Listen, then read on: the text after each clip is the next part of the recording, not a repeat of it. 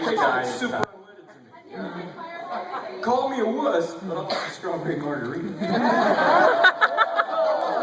No one had, it's not an acquired taste. The first time you drink a strawberry margarita, you're like, oh yeah. The first time somebody puts whiskey in front of you, you're like, they're like, ah, stick with it.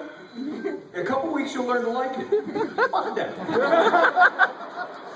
Nobody had to do that with ass. Butter. You'll eventually like it. No. The first time, I was like, whoa. You know what I mean? Acquired taste makes no sense to me. Thank you. I'm sorry, man. You love whiskey. I'm sorry. I sure hope he's returning to his seat now. Okay, I didn't know he was walking straight out after that. You ruined his dreams. I know, right? What's up, honey? Alright, I gotta ask. Lay it on me. What was it like working with the cast of Dexter since they were such an established group already, most of them having been around for 8 seasons? Did they make you feel welcome on the set? They were all dicks. I'm kidding. I will be brutally honest, and if there was a butthole in this one, I would tell you, but there wasn't. You know, it's funny. It's it's been a successful show for so many years. It was an honor to be a part of it. You know, and everybody was just like really cool. You know, Michael's cool, Jennifer's cool. Everybody on the show was really cool. I guess it's when the show's that successful, everybody's just relaxed and kind of digging it. I had a wonderful time, man. I had a wonderful time, man. And I won't give you any spoilers, but tonight's the last episode. And I'm on the motherfucking hunt. I will tell you that shit right there. Thank you. The process, is that something that you auditioned for? Did they seek you out? How'd you get on that show? Hello? Oh, no shit. You want me to, you're gonna send me the script and let me read it and then tell you? Oh yeah, let me read it and I'll get back to you. Yeah, I'll read it and I'll get back to you. It was like that, on the phone I'm like, let me read it and let you guys know. Inside I'm like, it's fucking that. You wanna bang this supermodel? Let me think about it a minute. No! The answer is yes! I tell him, man, I have to be cool. You know what I mean? Okay, we're all Boondock Saints fans here, and everyone's still hyped up. Certainly somebody in the audience hates it. No. But you raised your hand! I'm kidding, she was stretching just at the wrong time. Go ahead, yes. My question is, would you maybe ever be open to making a video game for Boondock Saints? Si, senor. Yes. There's been a couple of artificial launches where we were going to do it, and recorders and everything else, and now I think it's on the fast track.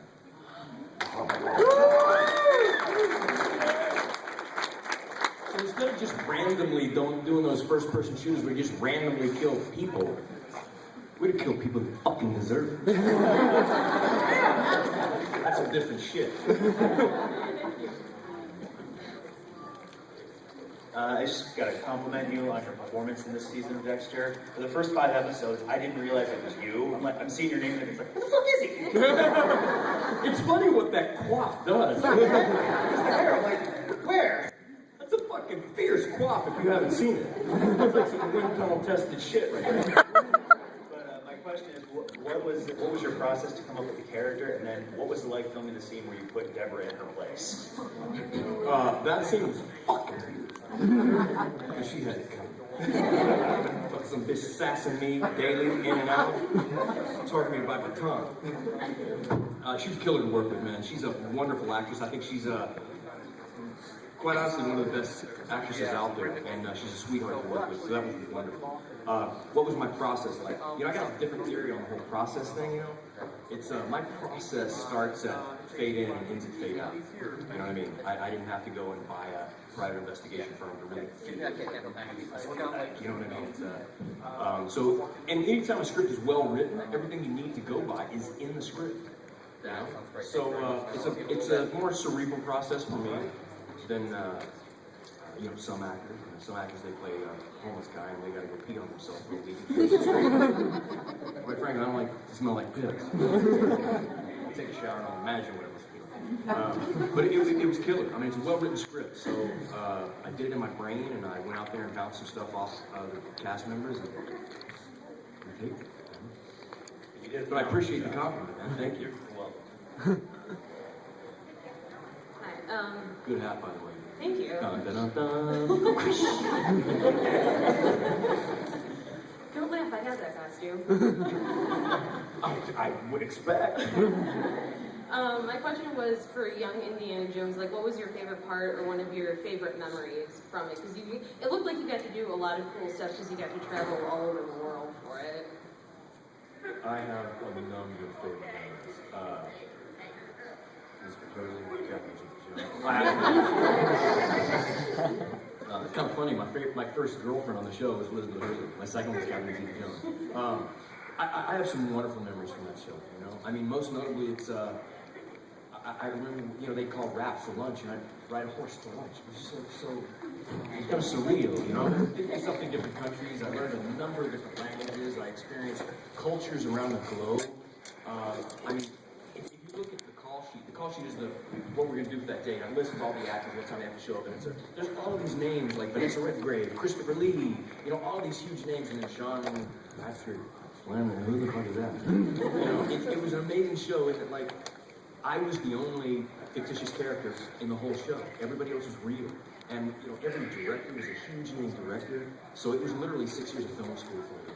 I mean, it was a wonderful, wonderful experience. I mean, the list goes on. I capsized the boat in the Tana River, when the Tana River intersects the Indian Ocean. I mean, when we went to Nairobi, I lived in a tent for 2 months where you had a guy that would cook up bags of water to take a shower. I mean, when I say capsized, I'm not kidding. Bilharzia, you know, around the tropical cancer, it's like any still water, there's a parasite that lives, and if it touches you, you die. And they're telling us that, don't touch the water, don't even dip your foot in it. We're shooting on the steamer, and the sun's going down, tide's going low. It's intersecting the Tana River and the Indian Ocean. As we're going to set, every day I see hippos. It's like in the canoes from the Indian Ocean down the Tana River. It's a 2-hour jaunt. I see hippos everywhere. They're like, you know, there's crocodiles everywhere. Crocs are sick. Well, they're crazy. But don't worry about the crocodiles. Worry about the hippos. Most territorial animal known to man. They will kill you. They will slice you. They'll eat you alive.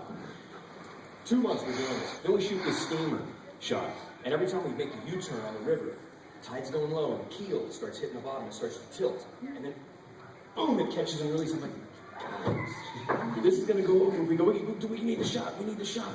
Okay. So I'm like 200 yards away from the camera boat. We go down, we make the U-turn again.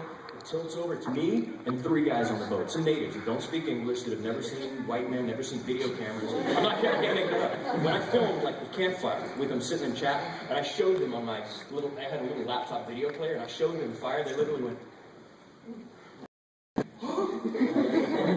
to the fire. I mean, they'd never seen like an image of fire without it being hot. It was one of those amazing experiences in my life, seeing that. Having said that, I traded 5 Ethiopian crosses for a cassette player, Walkman, Jimi Hendrix smash hits, and Led Zeppelin remixes. The first time I put the headphones on, they're like, I put push play. Whoa! To see that magic on the face, it was like a life-changing experience. Back to the capsizing of the boat. Sorry. Sorry for that. Sometimes I get a little spun out of the way. So, we start keeling into the sand, and it's about to go over. Everybody's holding onto rails. You know, we need one more. I'm like, guys, this is going to go over. I don't need to, you know, you're on a fine line. It's my first job, so I don't want to be a Ponzi actor by going, we shouldn't do this, it's not safe. So I'm like, okay, right, let's keep doing it. I'm on the boat, it's gonna fucking flip. We shoot it again. Sure enough, we hit the keel, it goes over, it goes over. I'm running up the side of the boat. And in my whole time, I'm like, don't touch the water, don't breathe it, don't get it on you. So, the 3 natives, they stay on the boat holding. 2 of them can't swim. One of them jumps in the water, and as it turns upside down, I'm running up the side of the boat. I'm on the top of the boat. I'm on the top of the boat. There's a dude, I did not try, there was nothing heroic about it. It was like panics in the moment kind of thing. But I see this dude, he's holding onto the railing, and he's screaming and he's yelling. And so I jumped in. I was on my first swim team when I was 6, so swimming doesn't affect me. But it was the Bilharzia that I was petrified. In a moment of superhero-ness that came to someone, I jumped in the water to pull this guy out. I didn't even have to pull him out. He's holding onto the rail, but he was just petrified. So I pull him out, and I push him on there. There's a tide going out towards the ocean. and I push him up, and I let him step on my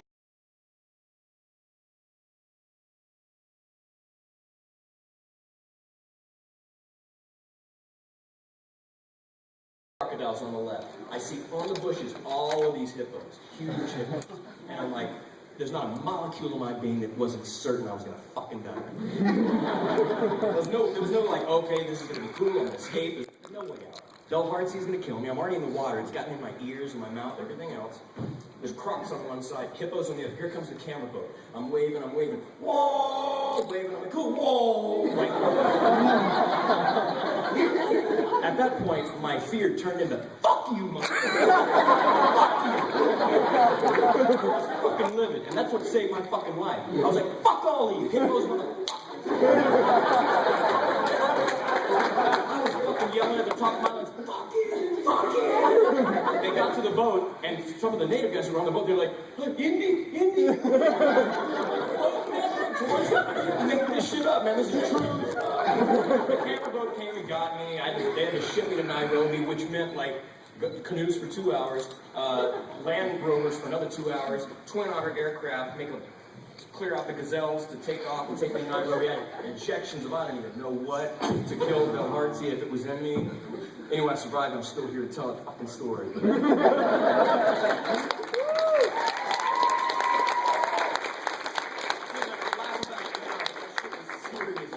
That was serious, and you can't even imagine when you're in the water and suddenly all the crocs into the water. You're like, hey, fuck it. Okay, I got a few more seconds. That's it. Mom, you're going through your head. All the fuckers like went underwater. I don't know where they were going. They suck, man. Yeah. So I'm sure I'm not the only one who was completely geeking out when we saw you in the Devil's Carnival. But I was curious, what was it like what was your favorite experience, and what was it like to be on set of the musical? Because that was, like, fantastic, and it's really shocking to see. My favorite part of the Devil's Carnival was being able to tell my friends, my single drops on Tuesday. you got a song on iTunes, it's really fucking cool. It's like I can go on iTunes and I'm listed, you know what I mean? It's just kind of cool. I mean, it was a wonderful experience. I'd never done anything like that. We shot it in Riverside, California, which oddly enough is the crystal meth capital of the world. Little statistic that you only find out when you're in Riverside. We're shooting everything digitally these days, so everybody's got laptops and what we call Video Village, where everybody watches the dailies and they're housed on these hard drives. And we're at lunch, and these 5, 16, 17-year-old kids come up, and everybody's at lunch, about 20 yards from Video Village. And these kids are meandering around, and they grab the laptops, and they start sprinting. I knew that all my footage was on those hard drives, and so I started running after them. I started sprinting after these fucks, because I didn't want to reshoot all this. I look behind me, not one Hollywood motherfucker's coming after me. They're all going, fucking, aioli sauce kind of.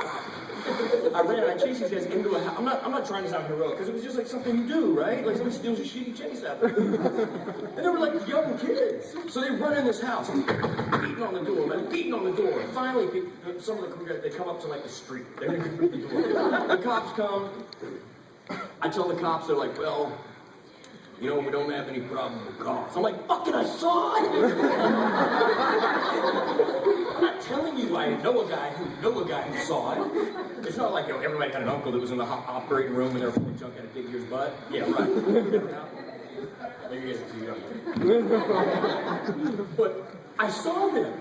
So the cop's like, well, you can call the judge and see what he said. I'm like, how does this fucking work, man?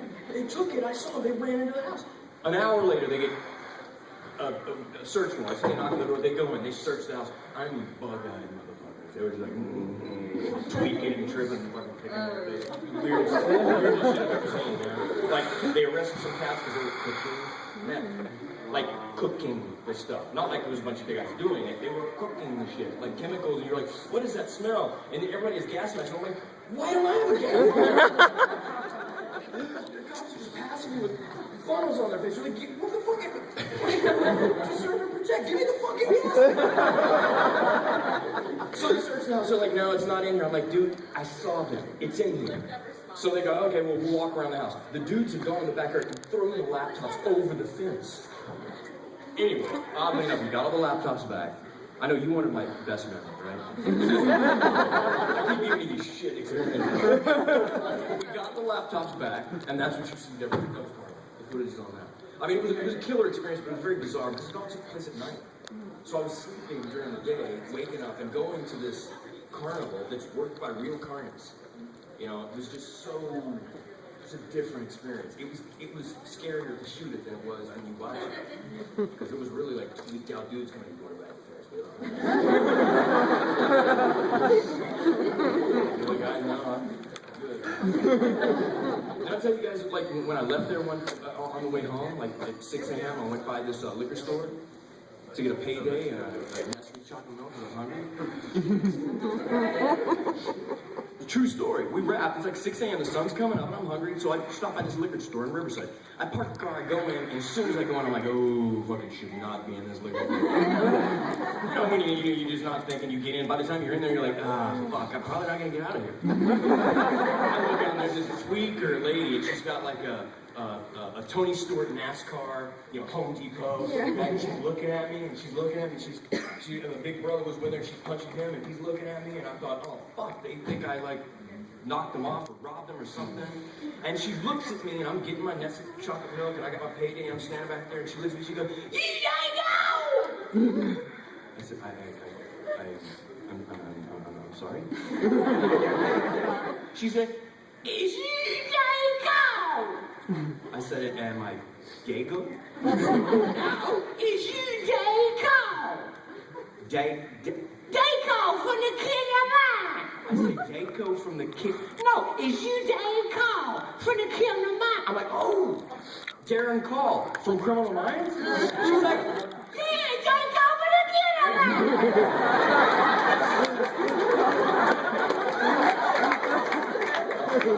Don't act like that's how you said it, baby. I'm genius how I deciphered what you mean. But I said, oh my God, that's so crazy. Criminal Minds been on for like 150 years. I did one episode. You know, where I played a nutbag that went off on his killing spree and everything. I don't know if anybody saw it, but so thank you. So I said, Darren called from Criminal Minds. She goes, yeah, I was Darren calling Criminal Minds. I said, and she started punching her friend. I was like, oh my God, that's, how do you remember the one episode? She goes, no, I know. I can see my VCR book, and I tape your kid of mine, and I can't get the tape out.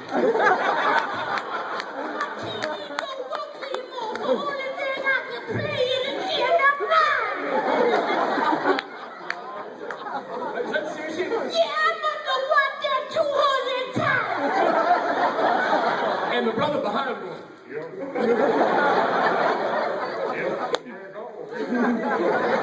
I was like, wow. Payday, my Nestle book. I'm like, I couldn't believe it, man. That's a true story. So I hope she got out of the VCR, otherwise she's still like literally to her. It's probably network TV. She ain't a fucking Tom Cruise. She's like, that's the biggest act in the world. You got my TV 24/7. They were hustling me like, we're gonna knock that guy over, we're gonna rob him. Weirdest experience of my life. I'm sorry, I'll give you some good. Yes, man. Now, I'm discovering that we need to somebody needs to make a movie or a series of movies about your life.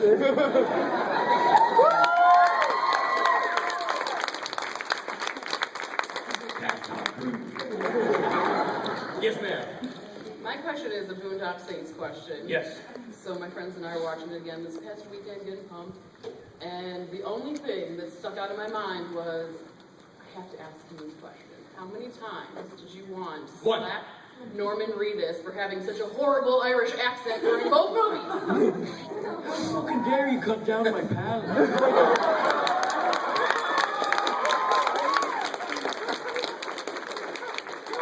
Why would you fucking do that? Do I come to your house and go, that's your fucking mom? What fucking mother is that?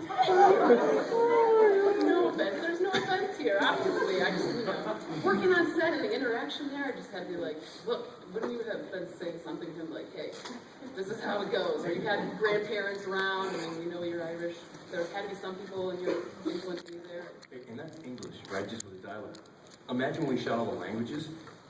Oh, yeah. You were fucking there. Everybody. We had poster board taped up everywhere. And Reader's just doing his lines like this.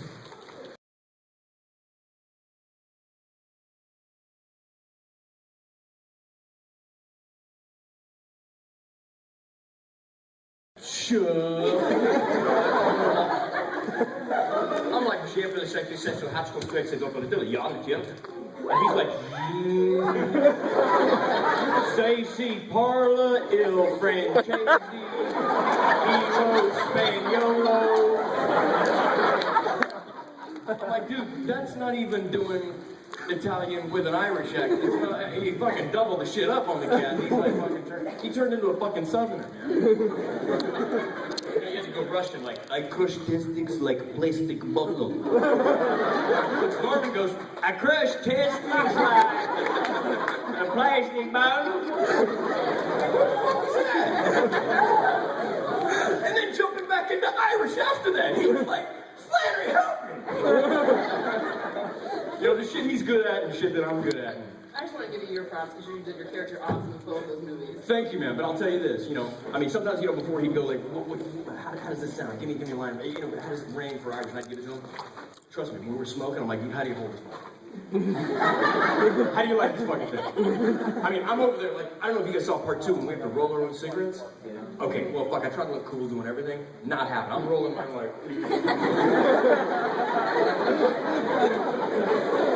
Read this motherfucker's over here going. And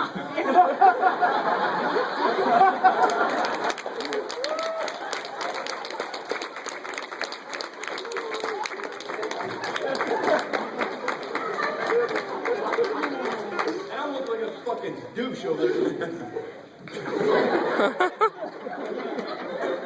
So yeah, we both need help in some areas. He's the coolest fucking smoker in the world. You know, another thing, I did a movie a long time ago with Debbie Reynolds. And she was talking about smoking. And she said, you never bring the cigarette to your mouth. You bring your mouth. I was like, fucking golden. It's fucking golden.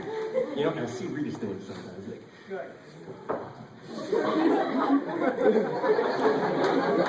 I'm like, that's a model of inefficiency. That's fucking cool. Where that fucking came from, man. Yes, ma'am. I just wanted to say that my mom is like crushing on you this weekend. You're like her new crush. What about you? Oh, I'm always crushing on you. Oh, sweet. Okay. So I'm gonna ask this question from my mom because my mom really wants to know. She wants to know if it's boxers or briefs. Let me tell you this. Just gonna piss some dudes off in here, but I'll tell you this, man. Any dude who's a dude keeps his shit tucked. Boxers are fucking sandpaper, and they let your shit jiggle. God forbid any shit ever goes down and you have to run. You don't want that shit fucking slamming together. You want your shit wrapped in soft 1,000 thread count cotton and tucked the fuck up. Everybody's like, ooh, boxers are so sexy. Fuck, shut up. That's like when you meet a girl, she's like, I'm not wearing pants. You're like, you know what? You have no hygiene.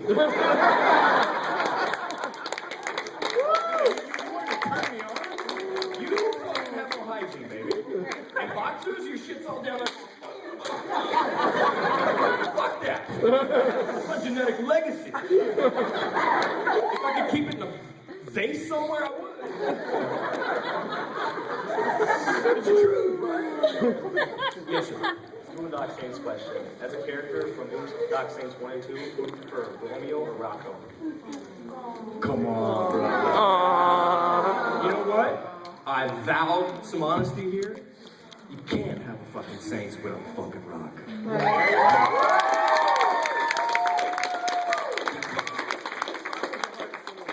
He really is. I mean, he's the conscience, he's the heart and the soul. He approaches it with a level of naivete it's endearing, you know?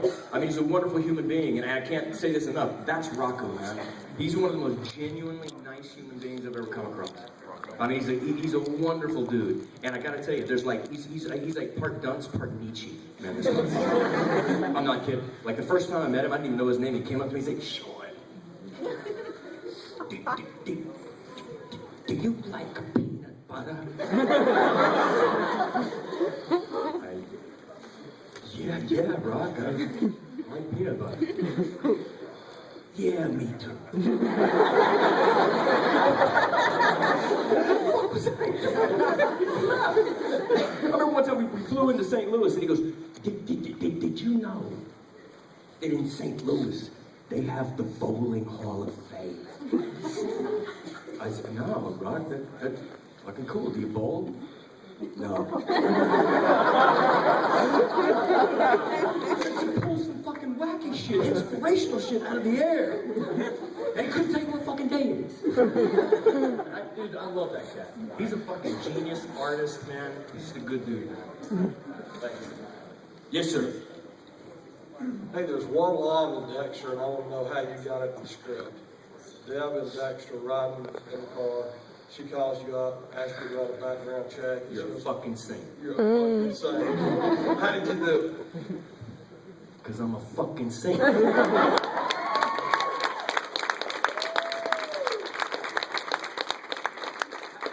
does the chick with a nice ass get the dude to say, ooh, nice ass? Have a nice ass. One other question on Boondock Saints. Billy, the comedian that played your dad, is a hoot. He plays it very straight in the movie. But what was it like with you, Norman, and Billy? Because I've got to imagine that was a wild ride. Man, I gotta tell you, for those of you guys that don't know, Billy Connolly is a bigger comedian than Chris Rock, Bill Burr, Eddie Murphy put together. I mean, he's a huge fucking star in Europe. Working with him, he's got, a lot of people like that say, oh, quick mind comedians, everybody's brain goes to Robin Williams. This guy blows Robin Williams away. Sits him the fuck down. This guy's brain is on like supernova speed. He and I, driving together to set in the van, we're just like, we had the most amazing conversations. And Billy's got a story that'll blow your mind about everything. Everything. Like, he's like, I remember it was 1968, and I was sitting there with David Bowie, and he was with Mick Jagger jerking him off. Oh! And he's not shitting you, man. He's like, I remember that time I was having lunch with Maggie. And I'm like, Maggie? Who Maggie? He's like, oh, Thatcher. The dude's like that, though. You know what I mean? It's like if you've met Bono, he does have stories with like, yeah, I was chilling with Clinton the other day, and he's got those stories. Billy Connolly is a genius, one of the funniest cats I've ever met in my life. Just in conversational humor, not like written humor, but like just off the cuff, witty things. The guy's brain is just, I love this cat. And what a genuinely a nice man. I don't know if you guys saw in the news though that he had a little bout with a health problem. So God bless him. Let's all keep in our thoughts and prayers. Super, super good dude and a rocket sled of a mind. Yes, ma'am. I'm a Boondock Saints fan too, like everybody else, and I actually started with Powder. That's The first movie that I remember, and then from there, I watched Boondock Saints because you were in it. Thanks. Yeah, and then obviously I fell in love with the movie itself. Through all this, you've done romantic comedies, you've done quirky movies, you've done things like Powder, which I think was just phenomenal. What was the one that stuck out in your mind, the one you loved the most, or the hardest character for you to do that you said, I have to get this right? The movie I'm most proud of is Power, actually. It's those films are why you get into business to me. They're the ones you campaign for. They're not the ones you get cast because you're pretty or different or funny, or they're the ones you hang your hat on. And I'm very proud of that. I wanted it really, really bad. When I read the script, it moved me so much so that I kept on going, and it just never left my brain. And over the course of a number of different auditions, because it's funny, when you think back of the names that they wanted to get for it, it was just a lot of big names, and so I campaigned pretty hard. But that to me is that's the reason that you pursue what they call a craft, whatever that means. That's why you get into the business, you know, to do something so far removed from who you are, you know, that really puts you somewhere. I mean, it's easy to be you on camera, you know. There's some guys that I don't see the difference in character from their interviews to the roles they play. And whereas that's cool, and I see their movies too, but the people that really impress me are the people like, you know, Sean Penn and Val Kilmer. It's like they look different every time you see them. Every nuance of their being is just a different creature, and it's intriguing. It's neat to watch, and so, you know, that was my one.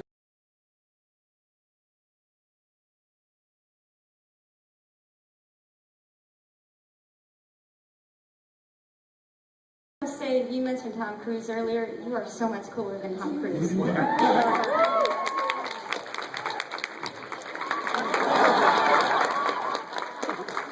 I managed to look coordinated when I hopped up on the bench, right? Fucker looked like he was going to twist an ankle, didn't he? My question is... That just went Mission Impossible 5. That's off the table for you.